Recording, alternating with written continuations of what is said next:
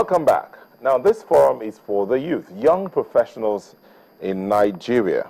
What are they doing? They say if you're a young professional, a young CEO below 40 years, do you want to upgrade your network and meet potential investment partners?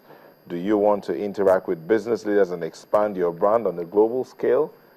Do you want to even leave that point where you are seeking for a job to getting to the point where you become a name to reckon with? Well, maybe you should listen to this conversation. Two young gentlemen are here to talk about the Nigerian Young Professionals Nigerian CEOs Conference.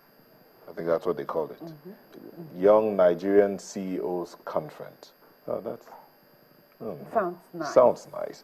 Okay, we have in the studio Temitope Erunshewe, Regional Chairman, Nigerian Young Professionals Forum. Thank you for coming. Thank you for having us. And Olukunle Olumijupa, who's the Regional Secretary of the Nigerian Young Professionals Forum. Thank you for coming. Thank you. Yeah, Thank you before you go on, it's you said people 40 and below. Anybody that is young at heart, can they be part of you?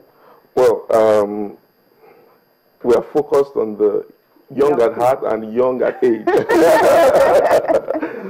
So while we welcome people to participate, our focus is on that critical mass of young people who have passion and energy. And we want to transfer that to economic development for the country, using the energy, the ideas, and the passion to transform the economy. Okay. You do have this conference scheduled for August the 3rd. Yes. Why now, Young Nigerian CEOs Conference? What's the essence of this conference? Well, you know, the first session, one of the earlier sessions you had, talked about how we have 70% of the population being young people and how we need to create jobs. And before now, everyone keeps on saying the government needs to create jobs, the government needs to create jobs. But we want to change the paradigm. We believe that young professionals, young entrepreneurs should create jobs for the other young people in the population.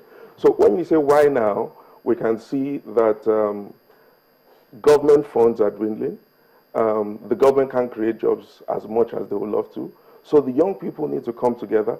Those ideas they have, the ones who have started already, a lot of young people in this country are employing other young people. So we want to train them. We want to build capacity. We want to network. We want to make sure that they have access to the funding they need, access to the ideas, access to the networks, so that together we can build those companies who can employ other young people and drive Nigeria forward. The theme, promoting entrepreneurship, innovation, and building economic leaders for tomorrow.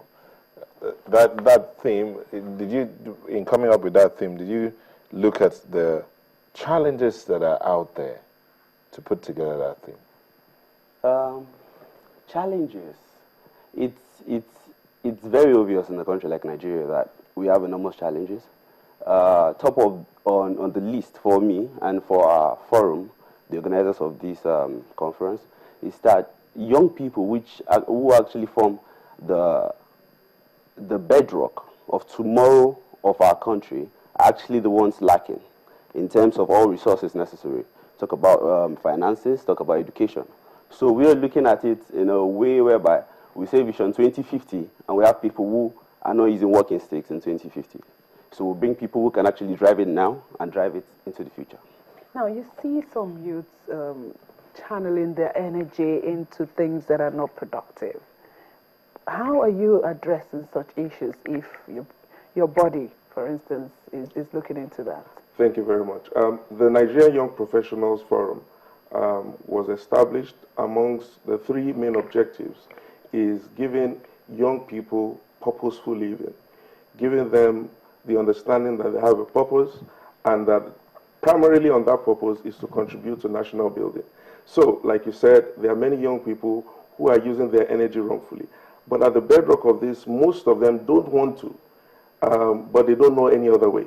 So one of the things we do is to create awareness, do campaigns, have events. The Nigerian Young Professionals is headquartered in Nigeria, but we have membership from the diaspora in 15 countries and 2 chapters one chapter in the UK, another chapter in New York. And what we're trying to do is to also encourage the diaspora to come and contribute, create jobs, because if we create jobs, we can take people off the streets and give them something more purposeful to do with their time. Yeah, because I was just thinking now, yes, professionals, does it mean you really have to have a job you're doing, or even if you're out of school, or you've learned, people that didn't go to school but they are professionals, or they are doing well in their area of maybe vocational studies they did, things like that. Can they also benefit from this group? Absolutely.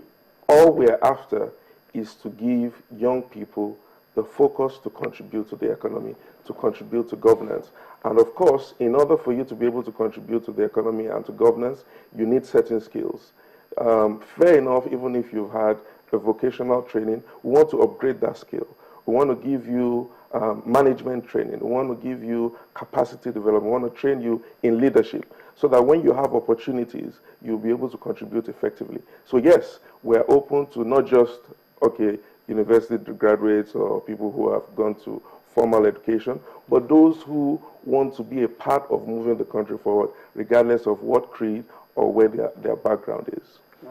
So, in other words, this conference is open to everyone. Yes, yes. Permit me to say we have a caveat to that, in the professional sector of the Nigerian economy, we're quite aware that we have both the formal and informal people. So people you were mentioning can actually fall into the informal sector.